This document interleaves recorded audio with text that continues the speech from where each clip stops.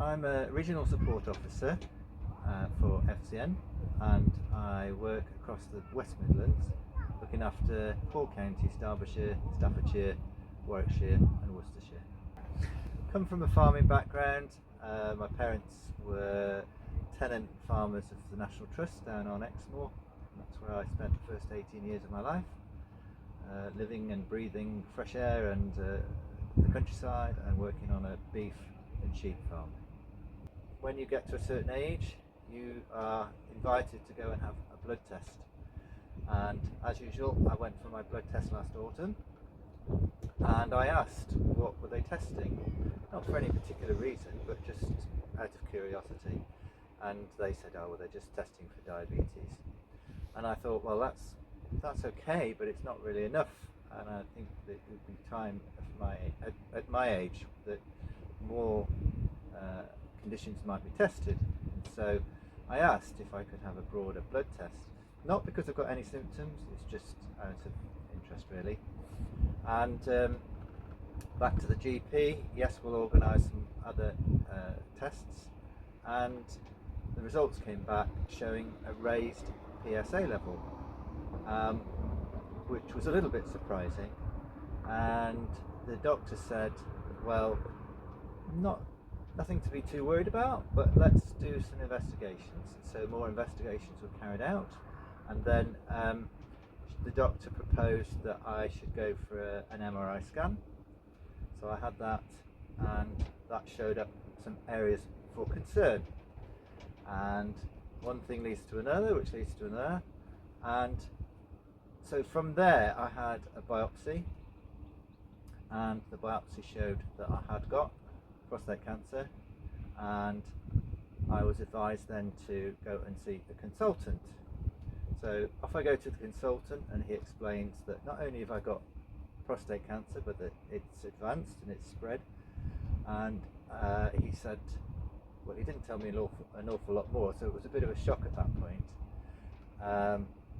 But he said the thing to do is to go and see an oncologist, an expert in his language. Go and talk to an expert. So I then have an appointment with an oncologist, a very nice doctor who sat me down and said, I am here to look after you. And that was very reassuring, because I didn't know what this diagnosis meant at that point. He put me at my ease, and along with my wife, he chatted through family history, symptoms, and there aren't any symptoms really. It was just, almost found out by accident. And he said, well, we can't cure this, but we can control it. And so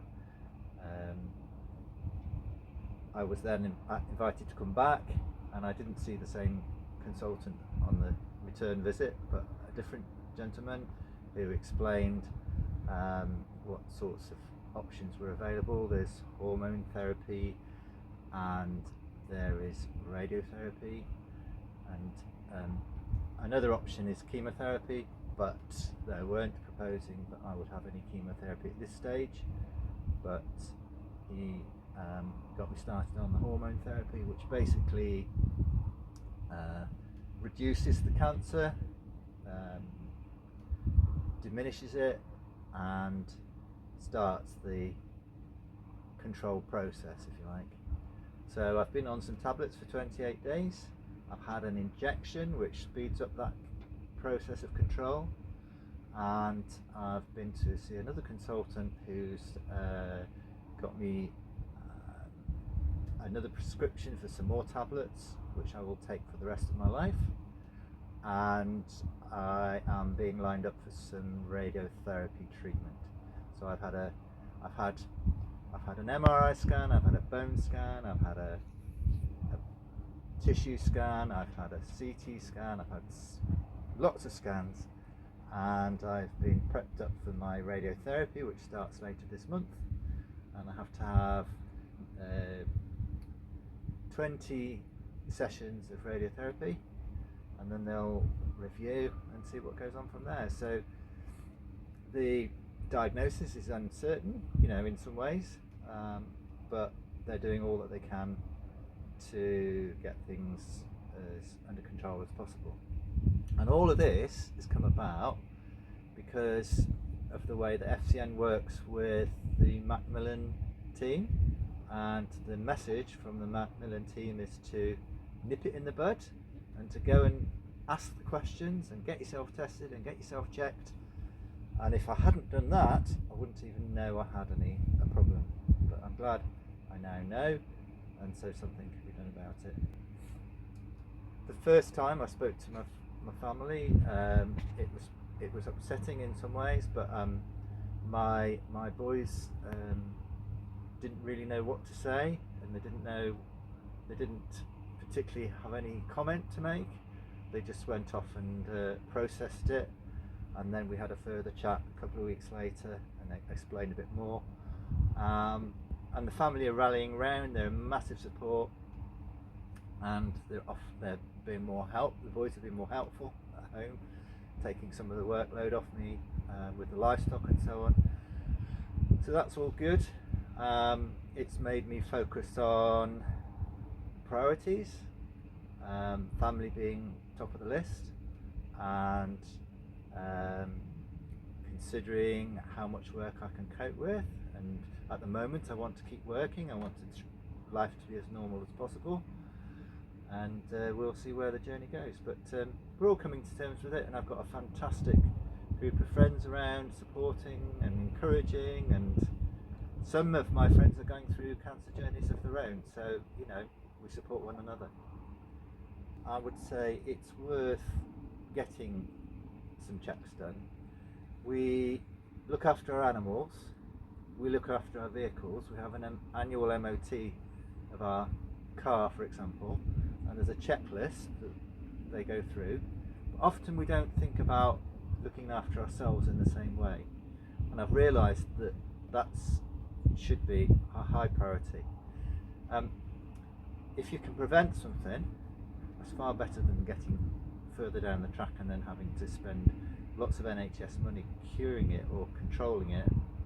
And so I would say, don't be embarrassed, don't be too proud, don't be too be focused on it, do something about it, do what you can do what's within your control to look into your own health, and hopefully you can then be reassured that all is well. But if you've got a condition, or if you've got something not quite right, the sooner you find out, the better, really. Generally I would say I feel well. Sometimes I feel a bit more tired than I would otherwise, but that I would have put down to my age.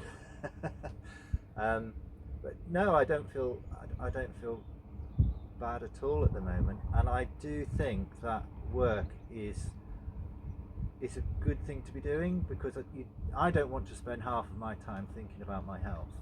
I need to address it, but I don't want to be focused upon it. And so my purpose is to keep working and do what I can, for as long as I can. And the reason for making this recording is because if I share my story, I have found that other people are more willing to share their stories, and what I want to achieve is that it might help somebody somewhere, it might prompt somebody to get checked out, and if that does some good, then I'm happy.